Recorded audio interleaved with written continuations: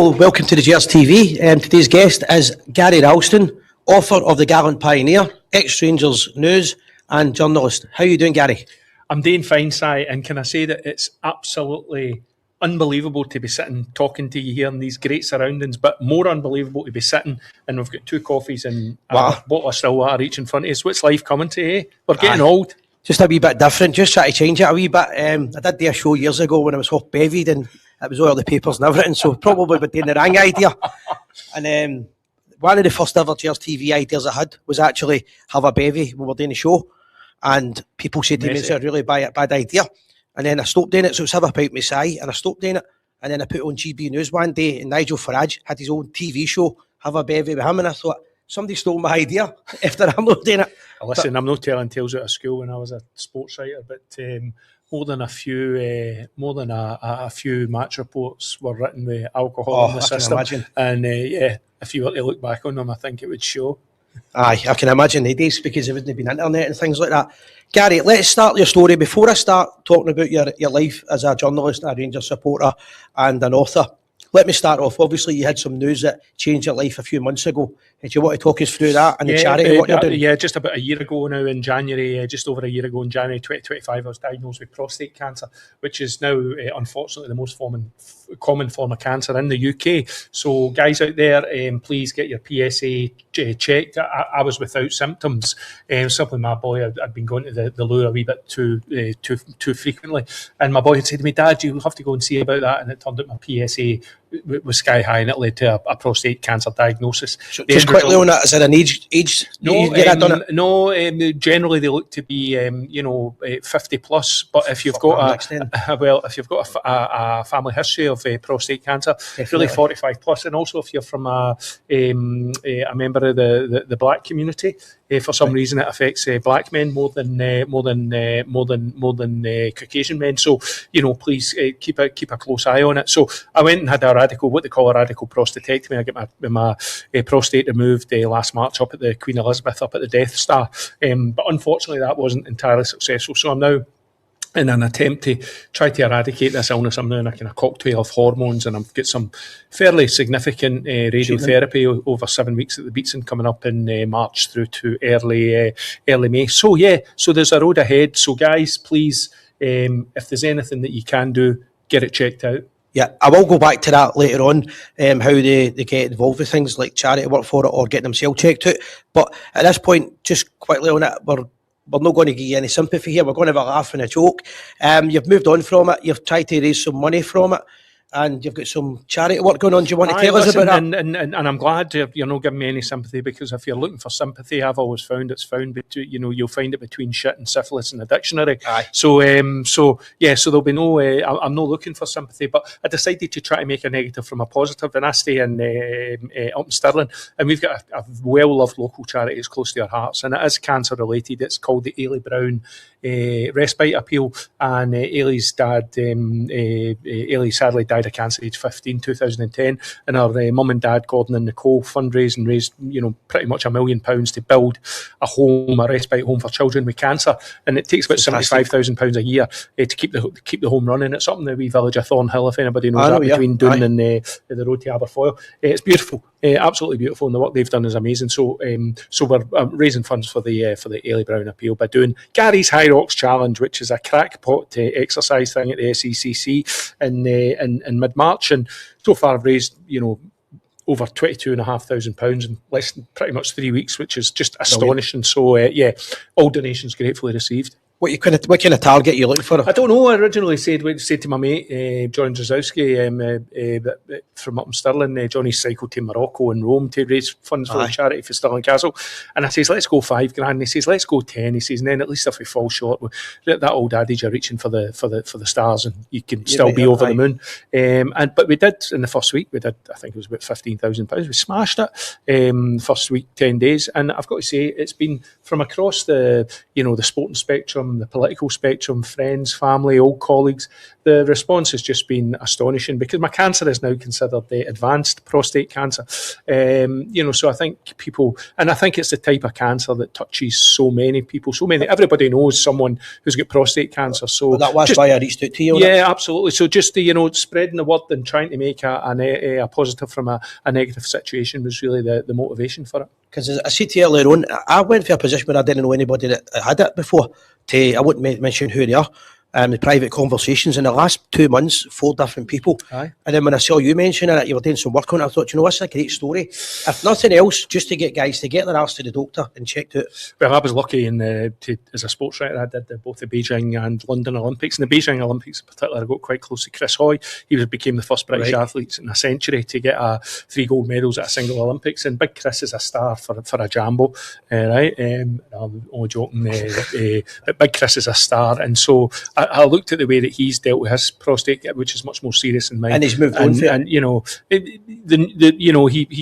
confirmed that his news sadly is not not as positive, but just the inspiration from him in spreading the word on this is that if Chris Hoy can do it given the situation he's facing, then why can't I, and why can't other men too? Something men are not always good about, talking about their health, particularly the intimacies of their health, but guys, chat about it in the pub. Speak to your pals about it when you're when you're in the boozer.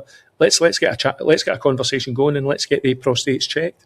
Yeah, so we'll talk about a wee bit about that later on. We'll go back to it. I want to get a wee interview. I'm trying to interview, as you know, different Rangers supporters. I was trying to interview interested Rangers fans, but I've got you here. Thanks very much. I first met you when you were involved with the book that I've got in the corner there, the fantastic Gallant Pioneer book. But before that, let's chat about your early days as a young journalist. You worked for the Rangers News as a what do you call it? As a reporter. I graduated. I come from the Milton produced a couple of great football players for Celtic, I have to say, Kenny Dalglish and Frank McAvenny. But I grew up in the Milton and went up to Stirling University to study when I was 17. I went to Colson Secondary School, sadly no longer there. And I did my film and media degree course up there, and I was doing some work experience in for the Big Free newspaper, the Glaswegian, and I got to meet Derek Watson, the editor of the Rangers News, and it was so fortuitous. He says to me, he says, "Listen, what you doing?" This was 1991. I was just about to graduate. He says, "You got a job lined up?" And I says, "No." He says, "Why don't you come in for a wee chat?" So actually, John who interviewed me for the job. No, I can still see Greg just now. I think he was sitting with his feet up on the table, smoking a Benson and Hedges. It was the most relaxed. What was his role at the club at the time? I think John was probably the commercial manager. I think certainly had oversight of the Rangers News in that period. This is a paper Rangers News. Oh, aye. It wasn't the plastic. It was a paper Rangers News back in the day, because I think it was just when we went over to the A4 size as well. Because you remember it used to be a big tall wallpaper one, but now it kind of went into it was all colour and all singing and all dancing. So back in the day, Stormin Norman and the Renfrew Loyal and all that. Stuarty Daniels, Stuarty Daniels has some great lines. Stuarty used to come into your office all the time. Oh, he says she's got an arse like a flute band, you'd follow behind it all day. He's still got the same part. I met Stuart a few months ago, and he still got the same lines, but they still make you laugh. And I wondered sometimes if that was censored.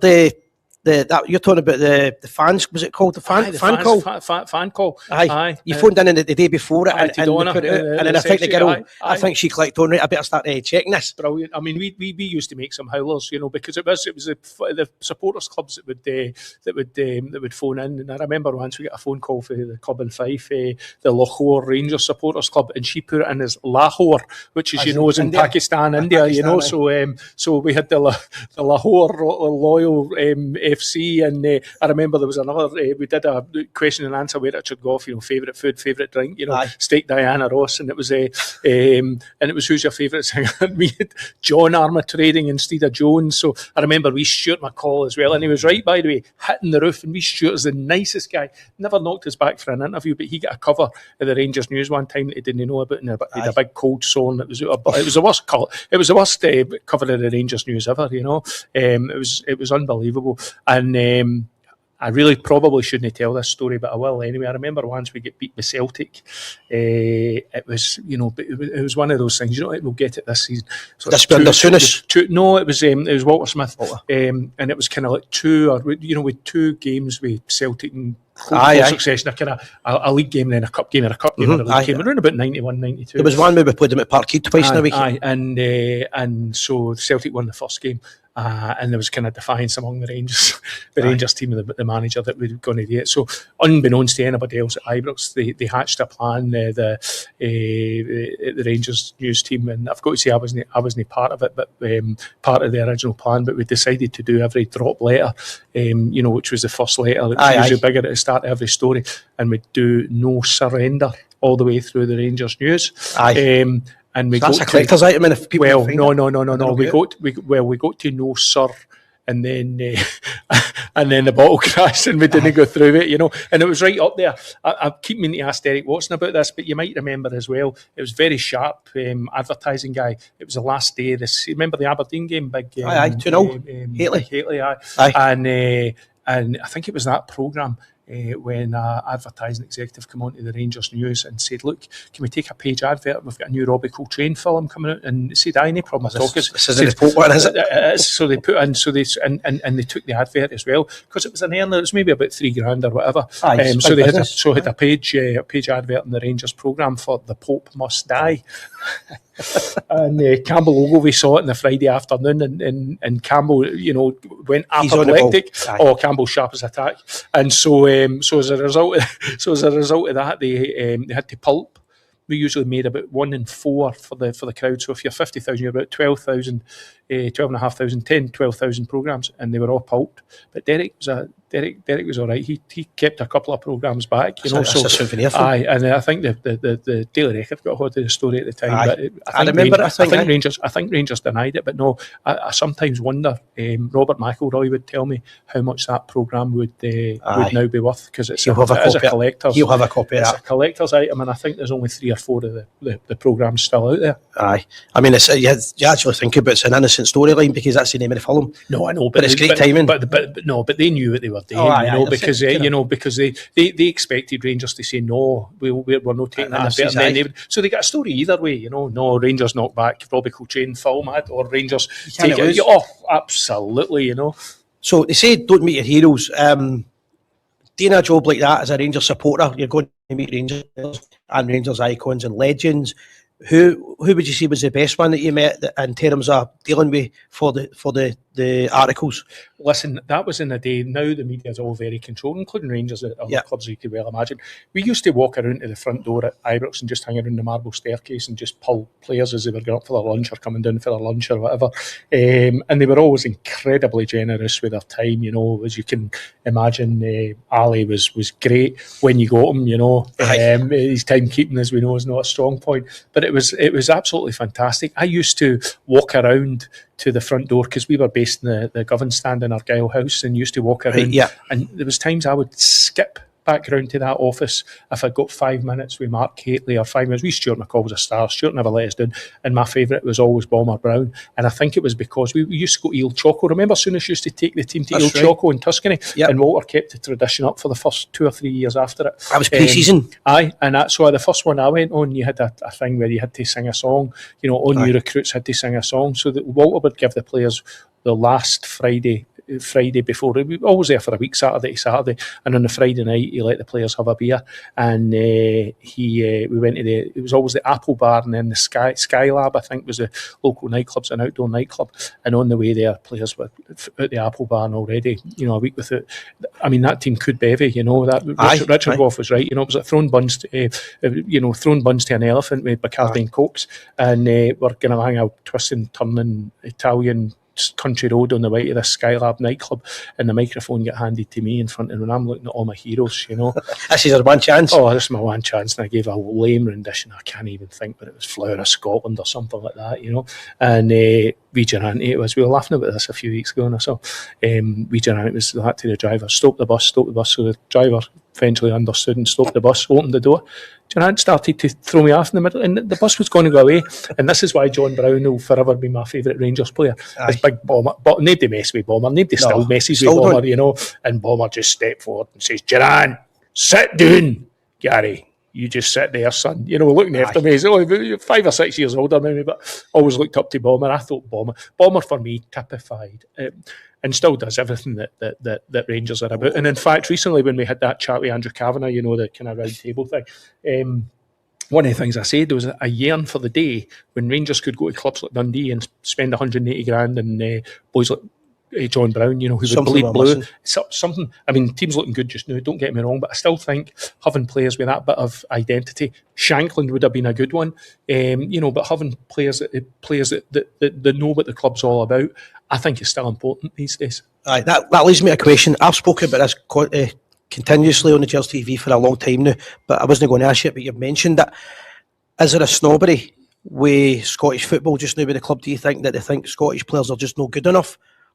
Or what's the reason? No, I don't think so. I certainly don't think it's a snobbery with Rangers because you look, they've bought Lyle Cameron, they've bought they've bought the Conor Barron and boys like that, and I get it as well that Rangers probably would have to pay a premium, and that's part of it. That is part of it as well. But I think you've got to take the helicopter view, and if you look across the whole of Scottish football now, and not just Rangers and even Celtic, but the best players now, we've seen it ourselves with Billy Gilmer, best players at these clubs now are being snapped up at the age of 16 and 17. You're not necessarily hearing about them. So a lot of them are being denied that opportunity to play 100 or 150 SPFL games, but they're down in that English system, just operating under the radar of first teams down there. So I think that the younger players that may have shown earlier in the past, I think there are possibly fewer of them now because the really good ones are being hoovered up by the top Premiership clubs because the interesting thing about that as a young boy, I forgot his first name, the boy Glasgow. He's playing for the Portuguese under 18s, I think, now. That's right. Rangers tried to play him in a game, but he wasn't 16. That's right. In the Scottish Cup. And he said on media that he wants his career to be with Rangers. Yeah. So that's a kind of one-off. And that's one of the things that Kavanagh said as well, is that they want to... We've heard it time and again. I like Andrew Kavanagh, so I understand where he's coming from. But there's we have heard it time and again that they want to show these young players that there is. And I think with Danny Rowe, I think he gets it. But you want to show young players that there is a pathway through to the first team at Rangers. Yeah. But you do have to be exceptional. You look at somebody like Mikey Moore for Spurs. That's a quality that you've got to be. Yeah. And sometimes, as we know, Si, it's not always about talent. Some kids have got talent, but it's about mentality. With Rangers and Celtic, I would say it's mentality more than the talent at times. It's about mentality, and it's about remaining grounded as well. It's about not getting... It's like knowing that if you get a first-team appearance for Rangers, that's not the end. That's really just the beginning of a long, long road. Yeah. That's interesting stuff. So you spoke about the Fan Advisory Board. For anybody that doesn't know what that is, it was set up 6 months ago? No. It's been set up now since about 2024. I think it was about November 2024. And I went through. I left journalism in 2020 and just saw the way that the wind was blowing in terms of people no longer buying newspapers. A lot of the stuff was online. And, that's all gone. Yeah, and it's kind of a lot of stuff was quick clickbait, and there's a degree to which you'd run your race. But I still felt I had a library of knowledge there. And so when they were advertising for faces or people for the Fan Advisory, I applied for it, and I went through a recruitment process like everybody else there. It was a guy for the Football Supporters Association down south, the chair down there, John Gilligan, Greg Marshall, and from that the first Fan Advisory Board, 7 of us were chosen, selected, and I think we took a wee while just to find our feet and just to find our voice. But I think the Fan Advisory Board is now, I would say this anyway, but really good people involved in it, and I think that they're really beginning to, and it's great for the first time as well. We've seen a lot of unity between fan which is important. Which is important, and I got to pay tribute to Rangers as well, particularly under the new regime, is that they're involved in the Fan Advisory Board and the other supporters groups and the discussions that they're having.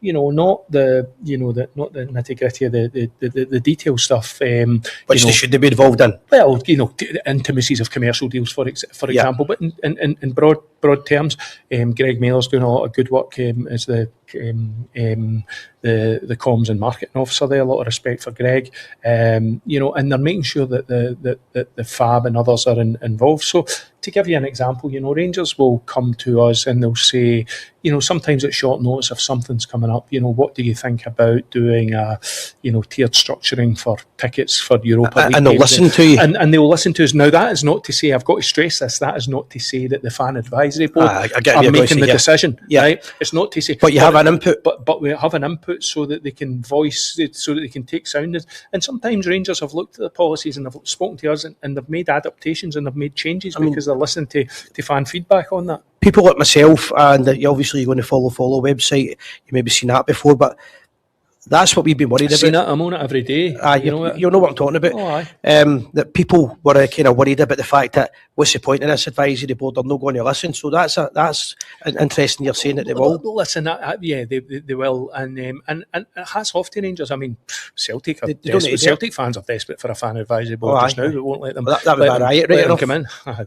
Let's not go there and speak about others. But it'd certainly be a challenge there, given what's happened. Yeah, I think that they probably have to go through a regime change there before something like that could be adopted. But that's Celtic's business, nothing to do with Rangers. But I do admire Rangers for having the audacity, the strength to do it, because it's part of the licensing agreement for Premiership clubs, for example, down south, right. Premier League clubs down south. So Rangers looked at that and said, well, if it's best practice down there, let's bring it in here too. And we've said some things that they don't like. We were very strong in our condemnation of Russell Martin, particularly after that Bruges debacle. We were very strong in feeling that we had been misled to some extent over the Copeland Road project as well, when it went all Hampden for a few months. So we're not afraid to criticise, but likewise, we're not afraid to stand with the club on issues that affect Rangers fans, and we feel Rangers are not being treated fairly. No, that's really important. And in terms of, if you've been in the committee from the start of it, obviously you've been part of the club when the Americans came in, the 49ers. Do you feel as if they're going to give the supporters more of they're going to listen to the fans more? I think you can see that. I think Andrew Kavanagh, if you spoke to him privately, I think you'll probably say that he was misjudged the situation in the first couple of months, and maybe which is fair. Which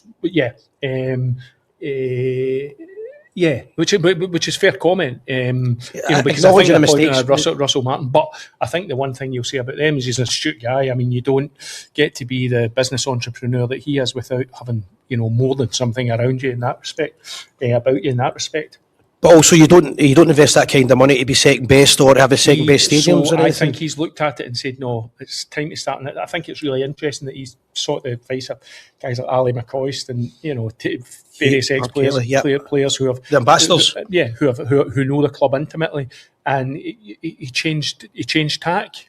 And and long may it continue. The appointment of Danny Rowe looks to. You're always going to get success when you're running a club like Rangers. You're going to make mistakes.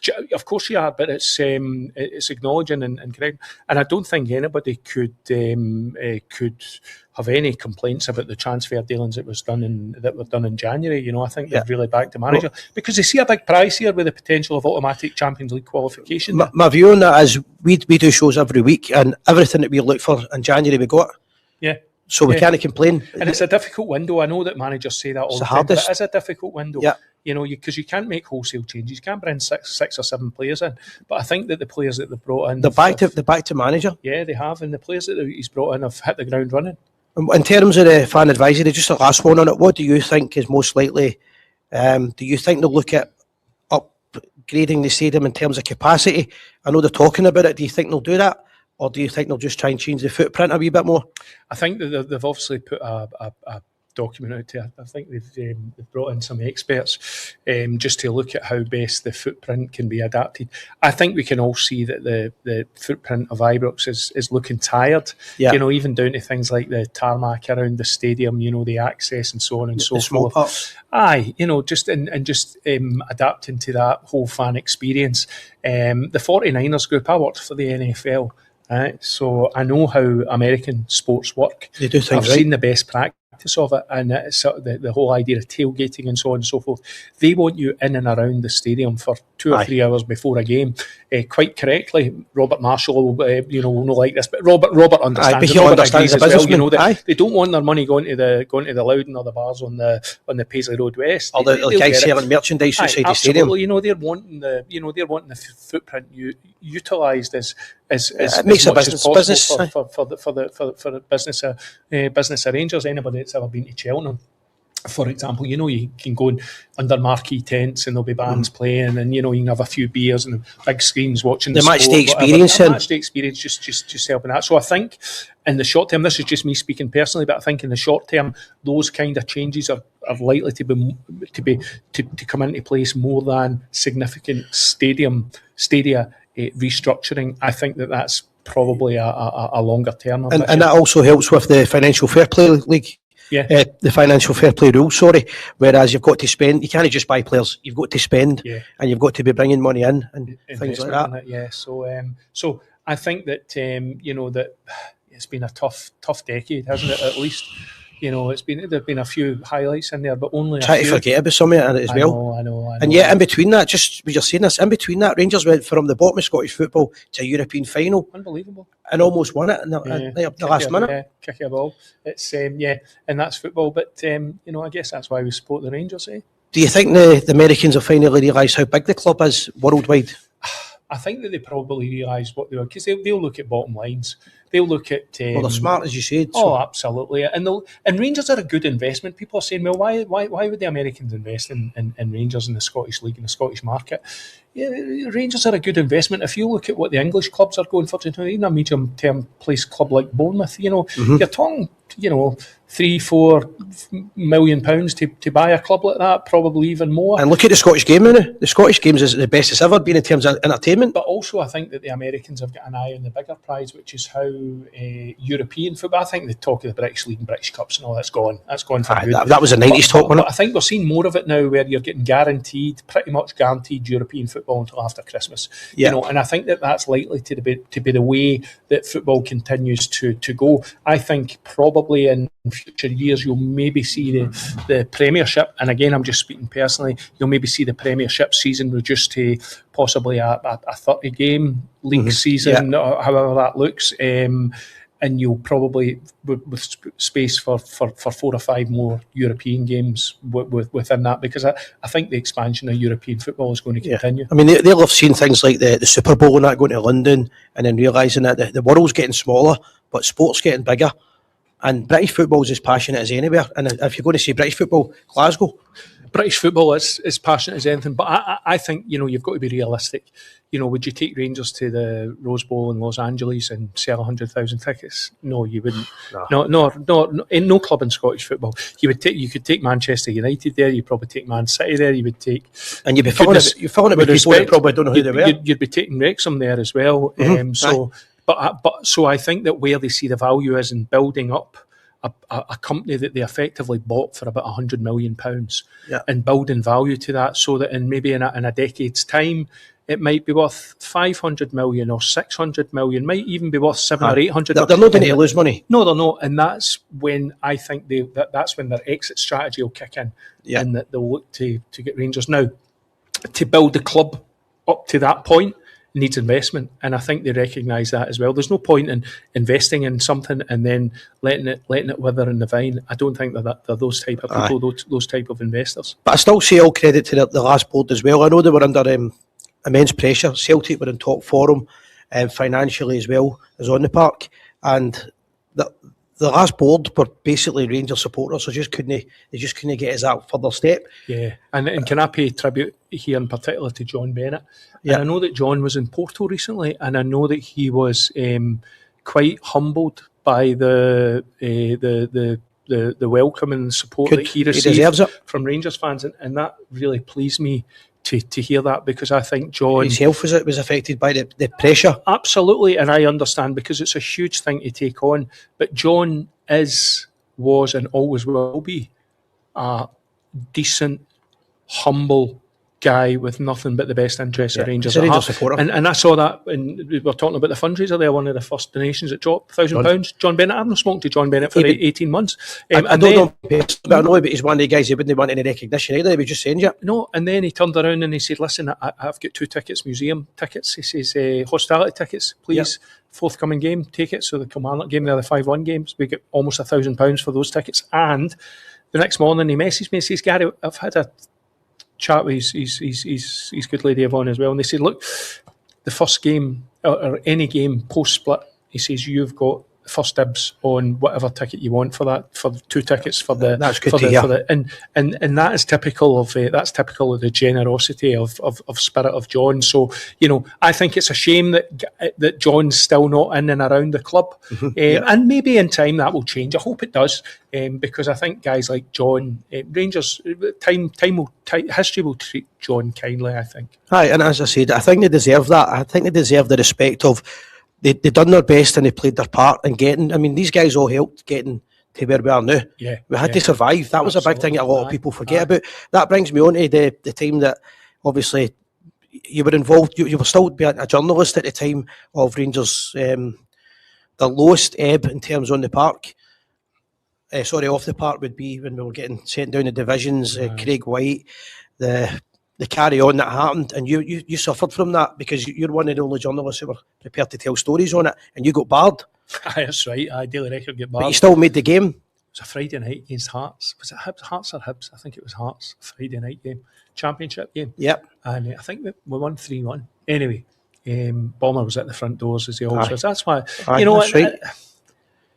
I've got so much respect for John Brown, and one of the things about John that I respect much about John Brown so much, and that's why I did the foreword for the 150th edition of the Gallant Pioneers, was because he was one of the very few, sadly, ex-players who was willing to put his head above the parapet. No matter what. John Brown, probably guys like Ian Ferguson and Nacho did it as well. Aye. But John did it. And I'm disappointed that more didn't follow his lead, because I know they were asked. They were asked. Oh, I asked a few of them personally. But let's not rock the boat. So anyway, Bomber was there, and he risked his reputation. Yeah, and he probably curtailed his career as a manager. John's a great coach. Yeah, I agree because of that, because people just saw him, and he's admitted that to me himself. People just saw him as an angry man, an angry Rangers man, and that probably cost him a longer job. They tried to ridicule him. Aye, but he was right, and his convictions. Absolutely. And so the Friday night, so they banned us, and then the Rangers games coming up on a Friday night, so we're not getting. I'm not for the record at the time, so we're not getting access to the press box. Fair enough. And then a phone call come through. He always likes to go under the radar, but it was big Andy Smiley. He says, Bard, aye. He says, come to the game with me Friday night, my guest. I was like, aye, all right, Andy, all right. So anybody who knows Andy's got a seat right in front of the director's box, right above the, And he's very vocal as well, so you can't miss him. And he's also about 20 stone of solid muscle, so you wouldn't mess with Andy. A big gem. And he took you in the main doors. Took me in the main doors. I remember and not just that, but I then got one of the staff to take a picture of me, just kind of leaning on the, in the kind of banister as well, So, and then standing in front of the Alan Morton picture and all that kind of stuff at the top of the marble staircase. It was great PR for the cause of trying to win the club back and expose what was going on. Absolutely. Then I remember standing with big Andy before the game, and I think it was James Eastdale was looking to no Amanti Cross. I don't think I'd like to. I never had any really problems with James and Sandy. I've got to say they probably didn't like things that I wrote, but it's the slings and arrows, I guess. But I could just see them looking down and glowering as if to say this guy was supposed to be banned. And he's still in, taking centre stage in the. It was great PR at the time for what we were trying to do. Aye, absolutely. And you thought you could ban. The next page was you thought you could ban as Rangers, and I've got pictures of me in a camel coat sitting outside standing outside the stadium, then inside it and all that kind of stuff. It was great. Crazy. So let's talk about some happier times. The book, you wrote the book, The Gallant Pioneer. Before I talk about that, for 140 years nobody really looked into the history of the club in depth to the degree you did. what made you think about doing it, and how did you start? Where do you start with the things like 1873? You know, it's 1872. Where did it all begin that you're going to do that? Well, I've got to say, one of the, and this, I've got to give credit to Robert. I would like to think, as a historian, that I give due credit where it's due. And Robert McElroy has been writing about 1872 for long. And and historian, you know, which was a great publication. Great publication, and Robert was a great Rangers historian as well. You know, I tip my hat to Robert. Ready, no, I ready. 1872, exactly, no 1873. And Robert was that rare thing as well as a football historian. He was very generous with his time. You know, he was him that gave me the. I still talk to him on a weekly basis at the Maidstone. 1922-23, the season ticket book, where it mysteriously changed from formed in 1873 to formed in 1872 to formed in 1873, just to match up with the 50th anniversary of that.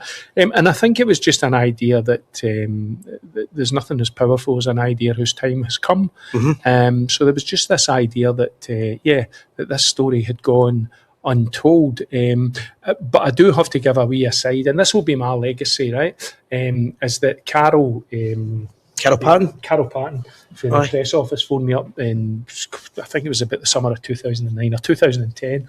I think the book was first released in 2009. And she says, "Oh, Gary," she says, "I just thought I'd let you know." She says, Sandy Jardine had read the book in 1872, 1873. And on the back of that, she says, just above the Govan stand, it used to be Govan, you know, Rangers FC, 1873. She says, we're changing it to 1872. And so I was fortunate enough to take my son, Lewis, who's now 25. I was fortunate enough that season, or a couple of seasons later, to the press box. It was a cup game against Kilmarnock, Scottish Cup game. And I was looking up there and I was saying, Lewis, there's my legacy. That's massive. They changed that from 1873 and 1872 on the back of my book. Not because, by the way, I'm responsible for bringing that, but it kind of brought it back into the public consciousness. And I say, so for years to come, you come to Ibrox, your grandkids will come to Ibrox, and you can always look up at that and say, my dad, my grandfather, my great-grandfather, whatever, that changed from 1873 to 1872. And I think you mentioned that a minute ago, I think the reason that happened, if I'm right, would have been, was it Willie Allen, his name, the journalist at the time, when they realised it was the anniversary of Rangers, it was the end of the season, or the end of the year, and it was easier. That was always a myth. But again, doffing my cap to another great guy, Gordon Bell. That's the founder's shell with Ian Call. Gordon, for me, answered that question more authoritatively than anybody else, with some of his research, which was including the 150th anniversary. And there was always John Allen, who wrote the first history of Rangers back in 1923. And it was, you know, it was like the 5th, you know, on the 15th of July, 1873, 4 lusty lads in Glasgow Green decided to form a club and call it Rangers Football Club. You know, the first game was, you know, against Gallant, a 0-0 draw, blah, blah, blah, blah, blah. Now, it was Gordon's research, because I thought, well, I looked for this match report from the 15th of July, and I mean, football was a primitive sport, so the fact it was getting any column inches at all, particularly that early, that's why, for example, Celtic have got a thorough. Because it's years later. Because it's years later, and the media, the newspaper and football was more established, and so they had, makes sense. You know, whereas back in 1872. Less written about football. But Gordon finally found that wee match report, and he found the teams on it, and subsequent digging led Gordon to the conclusion, and I think it's a right conclusion, that Rangers in 1872 were known as a team called Western. And there was match reports that he found as well that linked back to Daddy Dunlop, and it was around about September 1873 that Western changed their name to Rangers. So without a shadow of a doubt, for me, Rangers were formed in 1872, unequivocally. Yeah. But probably didn't take the name of Rangers until 1873. And that's why I think the confusion of 1872 to 1873 exists. And just on a small point, I know when you're mentioning about the getting things right, a big thing for me has always been, some of our detractors think they're being smart with it, but I've always acknowledged them as the Rangers. The Rangers. I just haven't got to see the Rangers. Yeah. It's like... that's not a new thing. People think they're having a dig at you. It's a new thing. It's always been called the Rangers. Well, see, it's a bit like me hustling a working class bonnet. always think the toughest places in and around Glasgow, put the in front of them. So I don't come from Milton, I come from the Milton. Don't come from Drumchapel, I come from the Drum. You know what I mean? It's, you know, places like that, yeah. So you decide you're going to do the research on it. Where did you start? Do you know what? I think I first started, and it was a wee line I saw in Follow to somebody that said, "Oh, I wonder where Moses McNeil is buried," and somebody says, "Oh, I think it's down in Rue or somewhere." So like I think. So I think, and it just sparked a wee.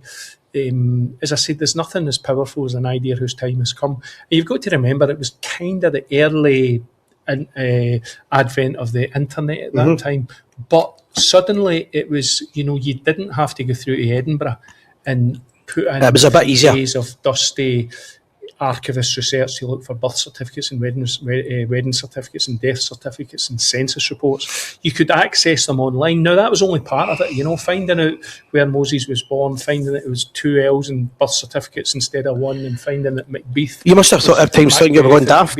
Absolutely, you know, and round in circles, but you just chip away and suddenly a brick comes loose in the wall and you can see a picture on the other side of it.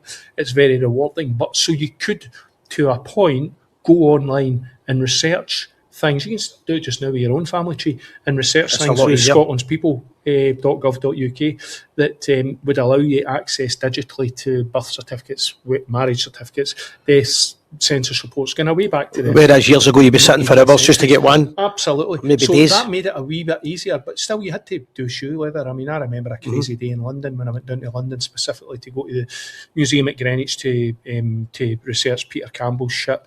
Then I had to go across the Kew to the National Archives. Then I had to go back across to London. So it was all over the place. Long days in Lincoln, you know, looking for William Macbeth and all this stuff, and visiting the streets, and, you know, up and down to the Mitchell Library, looking at plots, reports for the Craigton Cemetery to try to find out where all the McNeils were buried, up and down to Rossneath. And this was before anybody really was doing that type of in-depth research on it. The Founder Trails boys had started, but they'll admit that they were, at that time anyway, you know, they were, they were just starting when I'd already, you know, done a lot of the... So the boys for the Founders, so Rangers have been going at this point over 140 years, and then 3 different supporters have decided at a similar time to start looking into this, as you say, because it was easy to do it. But Jeff Holmes as well, I remember, you know, Jeff. I know Jeff, he's been in a few times. I remember I did all my research and blah, blah, blah, blah, blah, and I tracked down the granddaughter of Peter McNeil, Doreen. No, it wasn't Doreen. But she stayed in Bridgewere, and I phoned her up and I said, "Look, blah blah blah. This is an unusual phone call, but you know," and I just explained things to her, and she was, "Oh, that's really interesting. I didn't know anything about it." So I was like, "Great." I says, "Can I come and see you?" And she was like, "Yeah, no problem at all." And so I'd gone out to see her, and, you know, and she was showing me old family books. Turned out there was a picture of Will Macbeth in there as well. Incredible. She didn't know at the time, but it later came to light. And just sat and got a story, and it was wonderful. And I says, "Look, I'm going to do this for the book, but let's keep it under wraps for now." And I'll give Jeff all the praise in the Sun, because a few weeks later I got a phone call from Doreen, and she said, "Look, Gary," she says, "I've just had a phone call from a journalist called Jeff Holmes, and he's managed to track me down as a..." So there was a few of us there, and I phoned Jeff and I says, "Listen, Jeff, I need to be honest with this. I've been doing a lot of research in this. I've got the story, and I'm going to do the book, and blah blah blah." And he says, "Listen, I hear you, Gary. I'll back off. It's you that's been doing it." So there were others out there as well. David Mason chipped in the early days as well. It was David that managed to rake around the newspaper archives and find out that William Macbeth had actually gone down to Weston-super-Mare and had been tried for fraud and what have you. So David made his contribution as well. Robert McElroy was incredibly generous as well. Boys like Neil Stobie and that. And I remember even nothing ever came of it, but I still remember you and me and Big Dingwall. Who else was there? The Gub. And we met at Oranmore. I'll tell you a quick story about that. I was me and Christine, my ex-wife Christine, we'd kind of fell out at the time a wee bit, and she wanted to know what I was getting up to. And we had that meeting night, so we were going to the meeting, if you remember, and the plan was we didn't want the story to come out because we had to have everything official, and we were digging in, and you guys were doing most of the work. I was kind of helping out with it, but I'd been told I can come along for a few months, and we were digging at ideas. And I always remember, "Don't tell anybody where you're going to." She said to me when I came here at night, fuck you been up to? I said, we're looking at graveyards and we're looking at all the people that have died and all grave records and stuff like that. She went, could you not just get another woman like everybody else? Been seen sneaking in and out a lot more. She was why I know what's going on, but we didn't want it to come out because we wanted it to be official. Yeah. It had to be done right, and then when it came out, it was explosive. You had the book, you had the launch. But let me tell you, because I approached a few publishers with it, and publishers say, no, history didn't tell. There was something, and I think most writers get it if you've got an idea. Aye. There was something in my heart telling me, no, this is right. Rangers fans need to know or want to know about the early years history of their club. It's never been spoken about before. And see, even if I'd written the worst book in the world, which thankfully it turned out not to be, because it did get critically well received, thankfully. But see, if I'd written the worst book in the world, it still didn't really matter to me because I'd opened a door for people maybe to go on and do further research. But I was always of the opinion that Rangers fans not just needed, but wanted to know about the early years history of their club. So when I hear songs like Four Lads Had a Dream,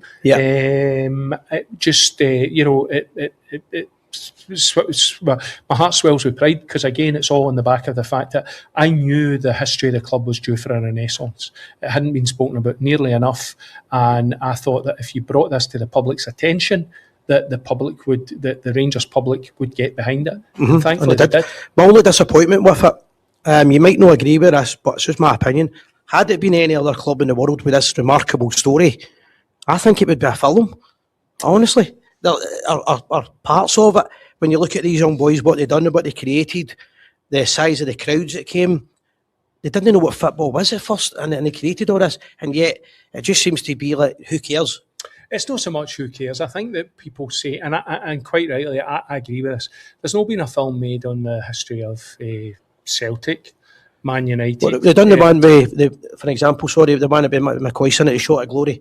They were trying to do that. But it was a fictionalised account of a rags to riches team. So I think that trying to think about a movie on for one football team is, in truth, I think it's probably too niche. Right, I think it's too niche, but I think there's probably something there in terms of the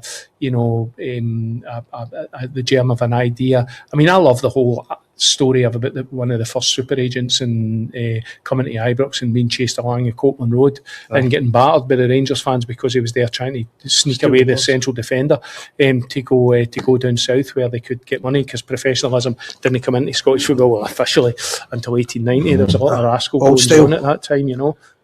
All high teams paying players under, giving them pubs and paying them under the books and giving them expensive clocks and watches and all that kind of stuff. So yeah, and they were all at it. And obviously times change a wee bit, but it's not really much different. It's just probably different forms of payment. Exactly. So in terms of the book, then, so you done a second edition yet? Done with that, I think there's a 3 now. I think there's 3 or 4 now. The last one was 150th anniversary edition, which was obviously back in 2022. We brought it out for Christmas 2022, and our 2021 going into 2022, and that's been the last one. And I don't know if there's.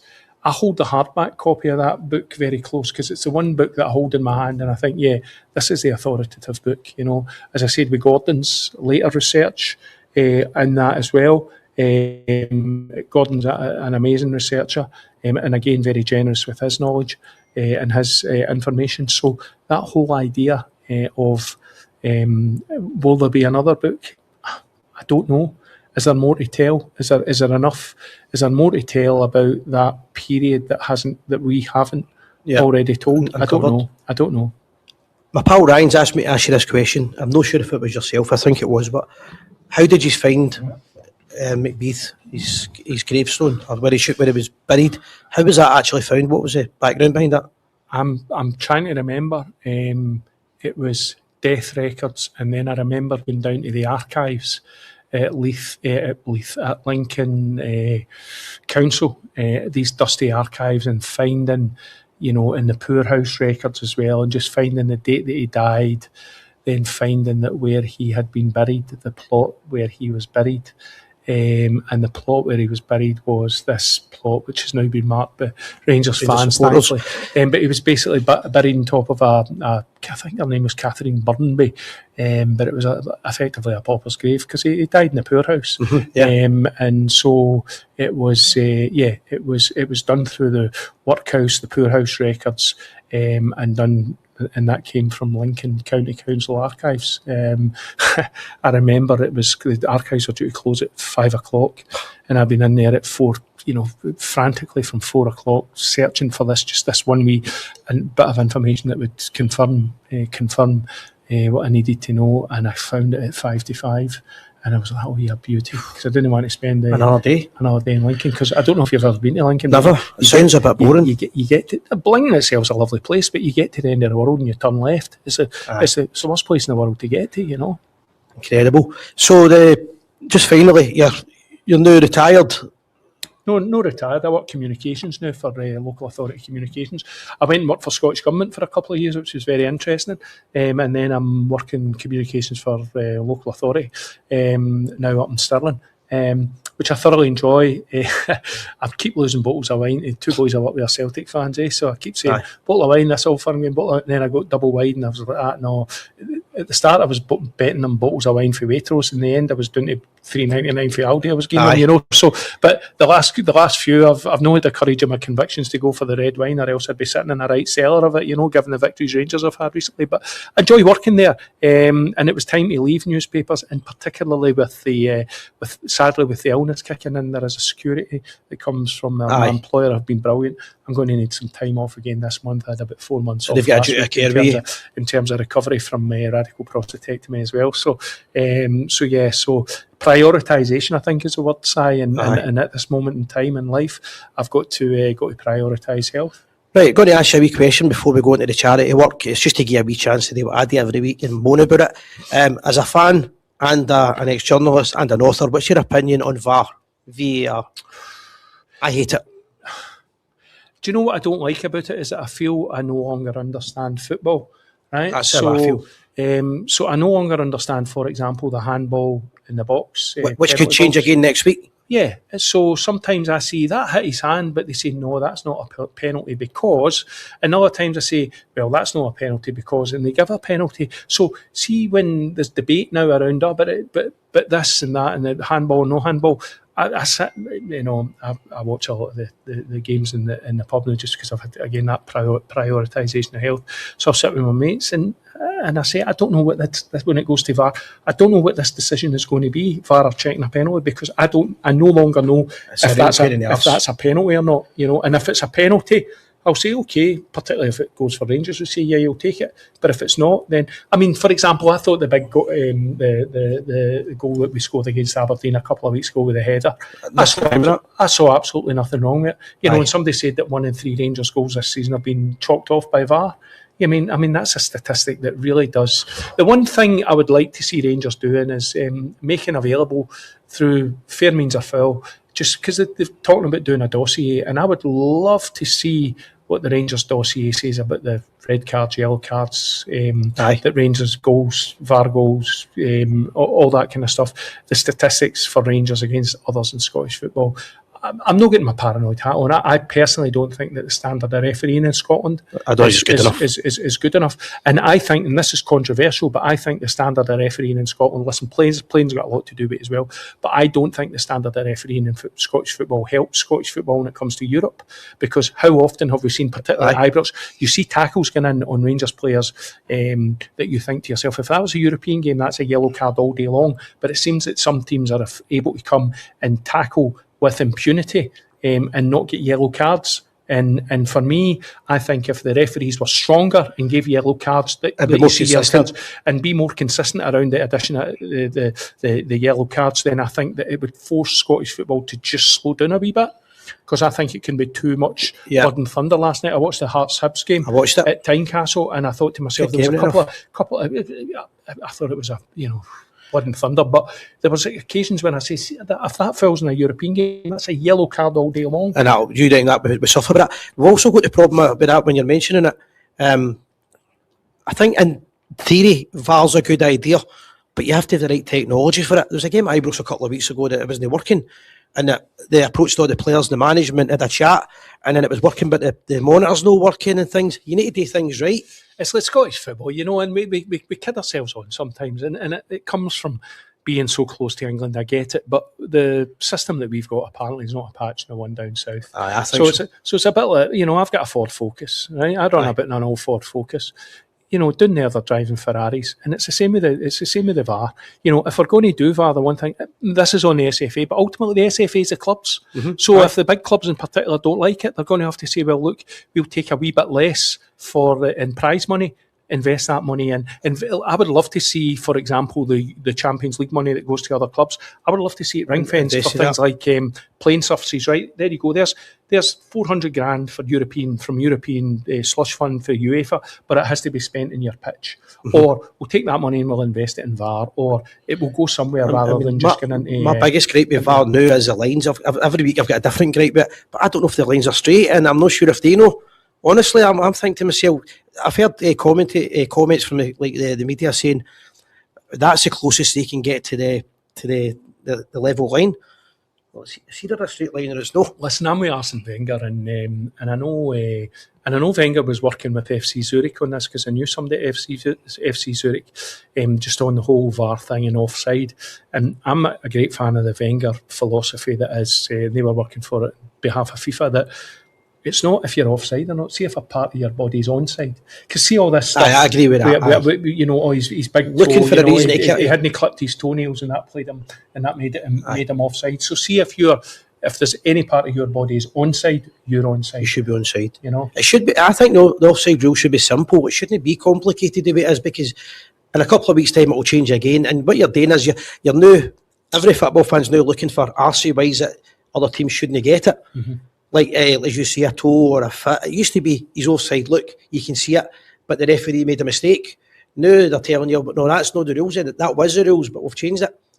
I can't enjoy it. That's my problem. And also, I think referees can be a wee bit cowardly is too strong a word, but they can lack the courage of their convictions sometimes, and that they'll let things go, and they'll leave it to VAR. Penalty decisions are a case in point. You know, you see something and you say that's a penalty, but it doesn't get blown, but it gets drawn to their attention, and they say so. They're using it as an insurance policy, and that's and that's wrong. Referees, and that will affect the standard of refereeing as well. Give me a referee that's strong and has got the courage of his convictions to make a decision. The good part of Scottish football, it's been an exciting season. Great. Probably the best I can remember in terms of all, maybe five really good teams. If Rangers win the title this season, I'll go as far as to say it's the best title win. I would say so. In history. Especially the way it started. Certainly probably the most significant since 86, 87. However, if they lost it in goal difference, I would have a real bad taste in my mouth, I've got to say. But if there's 18 goals in now, I don't believe that every one of the 18 goals were fairly disallowed. I think there's quite a few. Other teams could say as well, but the amount. But the entertainment-wise, it's been fantastic. How do you think it's going to go? A few weeks ago, I would have probably still said Celtic. A few months ago? a few months ago, I wouldn't have said Rangers. Well, just want to ask you about it. Exactly, I know we're all looking at the maroon scarves. A few weeks ago, I would still have said Celtic because they've got the smarts and they brought the spent a lot of money back.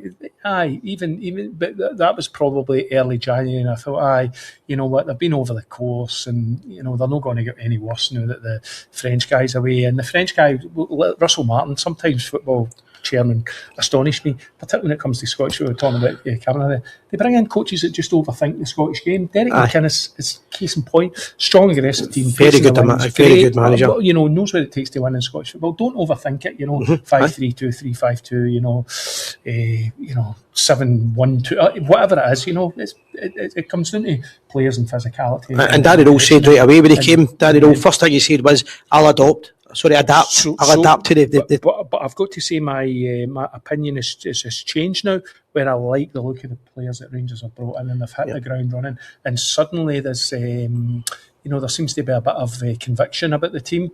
There seems to be a bit of camaraderie, a bit of confidence about them, a bit of strength, a bit of aggression. They're getting a bit of swagger. Set piece coach that they brought in as well. You're now seeing what I would probably term as a Rangers team that looks authentic. an authentic Rangers team that we all grew up watching. So I think they'll be in there swinging punches to the end. I think they could do it.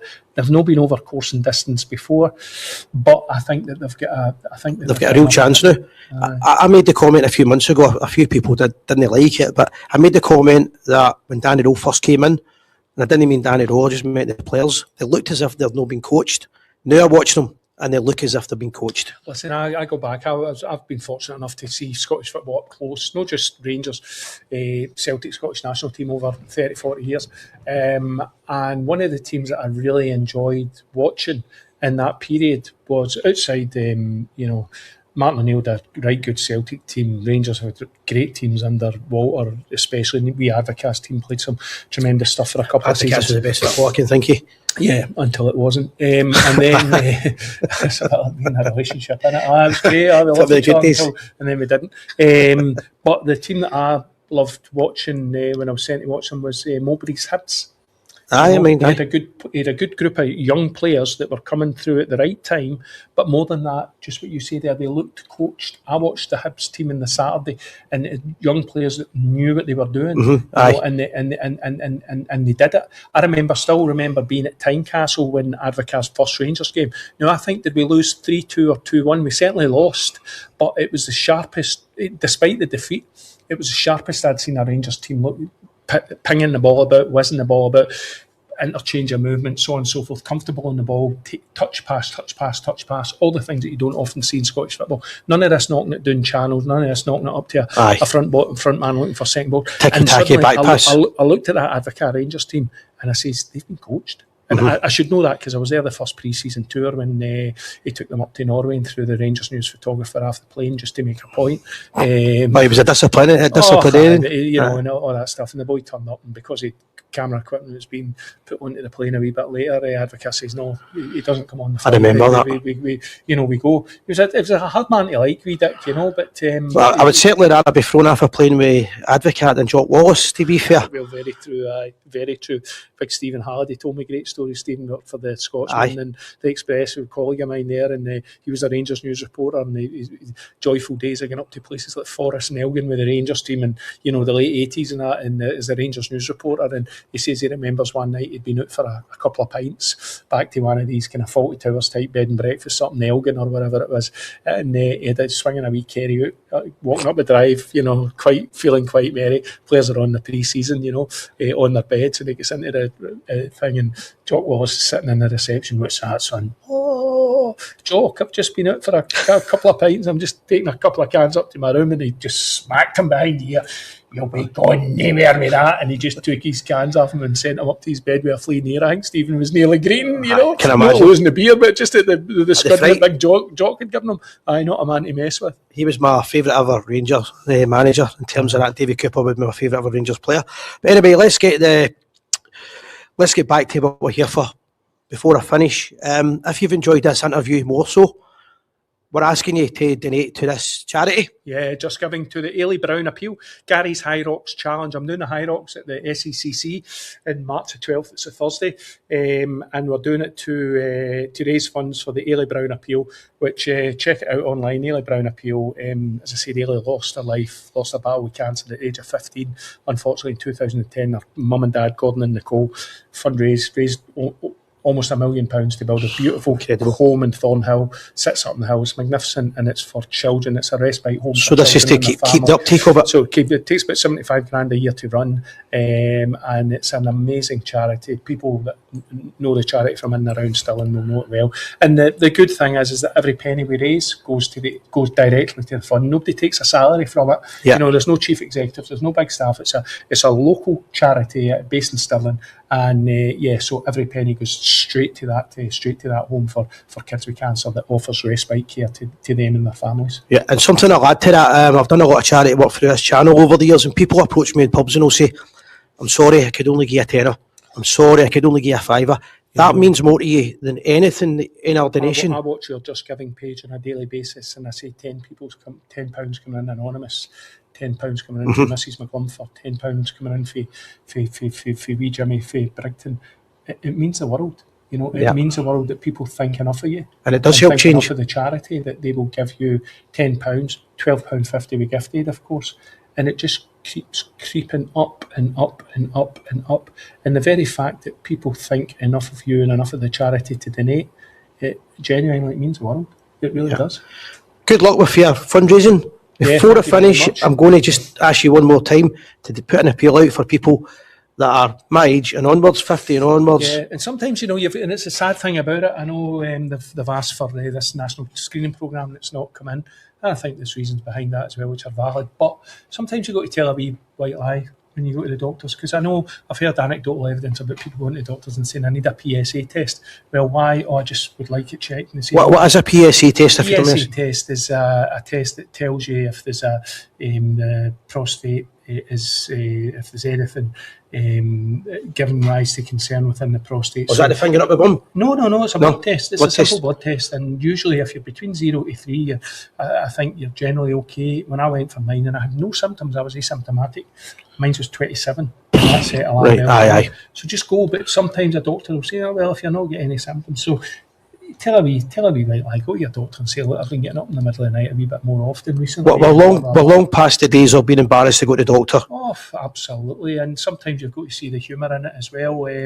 You know, when I was getting my biopsy, I made the mistake of looking down, knees up to the chest, and the doctor it looked like a dinosaur bone he was putting up there, and I could hear click, click, click. And there was a nurse sit up at my head, and she's holding me, and she's giving me a wee pats, and she's, her name was Linda, and she's like, oh, patting my hand and all that, right, sweat's dripping off me, and she's like that. So Gary, how was your Christmas and that? And I just looked at her, this thing, and I'm saying, Linda, I know what you're trying to do here, pal. Aye, but it's relax. Working, you know. And there was another time I'm waiting for my radical prostatectomy at the Queen Elizabeth, the robotic surgery, and they're just to put me under. And there was a wonderful anaesthetist, and she says, what kind of music do you like, Gary? And I was like, music was the last thing in my mind, and so I just said, soul music, you know, and she wanted a phone. I played a Spotify playlist of soul music. So I'm lying back there, and the first song that came up was Roberta Flack, Killing Me Softly. I says, can you review your song choices, please? I says, you know, and she just burst out laughing. So you've got to try to see the humour in it. The Ring of Fire. Yeah, absolutely. But get yourselves checked, guys. Aye, it doesn't matter who you are, just get checked out. Particularly if you've got a family history of it, please go and get it checked out. You know, better safe than sorry. Gary Ralston, thank you very much for coming on Gers TV. Si, thanks very much for having me. Thanks everyone for continuing to support and donate to the appeal. Thank you.